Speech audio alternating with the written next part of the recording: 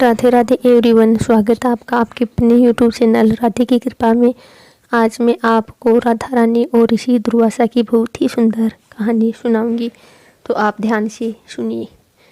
एक समय की बात है, ऋषि दुर्वासा जी बरसाना गए हुए थे। उस समय राधा जी अपनी सहेलियों के साथ खेल रही थी। राधा जी और उनकी सहेलियाँ छोटे छोटे बर्तन बनाकर उसमें झूठ मूठ का भोजन बनाकर भगवान को भोग लगा रही थी। श्री राधा रानी और उनकी सहेलियाँ यह सब कर ही रही थी कि अचानक से ऋषि दुर्वासा वहां आ पहुंचे। ऋषि दुर्वासा को देख राधा जी और उनकी सहेलियाँ ऋषि के सम्मान में उठ खड़ी हुई और उनको सादर प्रणाम किया और बड़े ही सरल स्वभाव से उनका स्वागत करते हुए उनको बैठने को कहा। ऋषि दुर्वासा भोले भाले और छोटी कन्याओं के इस सरल व्यवहार को देखकर अति प्रसन्न हुए और उन कन्याओं द्वारा बिछाए गए आसन पर जाकर बैठ गए। ऋषि दुर्वासा की सेवा में कोई त्रुटि न हो जाए, इस डर से त्रिलोकी हमेशा डरती रहती थी। उन्हीं दुर्वासा ऋषि की सेवा भाव श्री राधा जी और उनकी सखियाँ बड़ी ही सरलता और प्रेम भाव से कर रही थी और ऋषि दुर्वासा उन्हें देखकर सिर्फ मंद मंद मुस्कुरा रहे थे। फिर राधा जी की सखियाँ कहती हैं कि हे ऋषि देव, क्या आपको ज्ञात है कि मेरी राधा रानी बहुत ही स्वादिष्ट लड्डू बनाती हैं और उन्हीं लड्डू से हमने भगवान को भोग लगाया है और अभी आपको भी प्रसाद के रूप में वितरित करेंगे। उसके बाद राधा जी की सखियाँ जाकर राधा जी के हाथों में से बने लड्डू का प्रसाद तो लाती है, परंतु वह लड्डू ब्रजराज यानी कि ब्रज की मिट्टी का बना था। खेल खेल में बना हुआ झूठ मूठ का लड्डू था।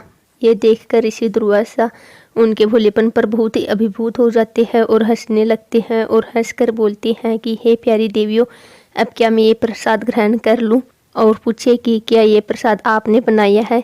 ऋषि दुर्वासा के इस प्रश्न पर सारी सखियाँ एक साथ और एक स्वर में कहती हैं कि हाँ जी ऋषि देव, ये हमारी प्यारी श्री राधा जी ने बनाया है और हमारा दावा है कि आज तक आपने ऐसा लड्डू नहीं खाया होगा। उसके बाद ऋषि दुर्वासा जैसे ही उस जूट के बने लड्डू को प्रसन्नतापूर्वक अपने मुख में डालते हैं, वैसे ही ऋषि पूरी तरह से आश्चर्यचकित रह जाते हैं, क्योंकि एक तो उस लड्डू में ब्रजरज का स्वाद था और ऊपर से उसको स्वयं से राधा रानी ने अपने हाथों से बनाया था। इससे ज्यादा और क्या हो ही सकता है?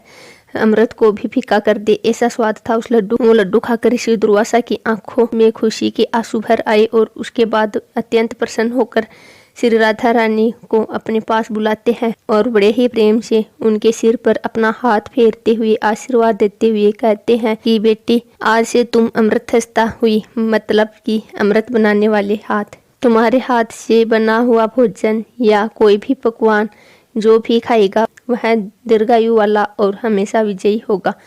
ऋषि दुर्वासा जी धन्य है जिनके आशीर्वाद ने श्री कृष्ण और राधा रानी की अत्यंत मनमोहक लीला के लिए एक मार्ग दिखाया। आशा करती हूँ आपको मेरी सुनाई गई कहानी बहुत प्यारी लगी होगी। आप मुझे कमेंट करके ज़रूर बताइए कि यह कहानी आपको कैसी लगी।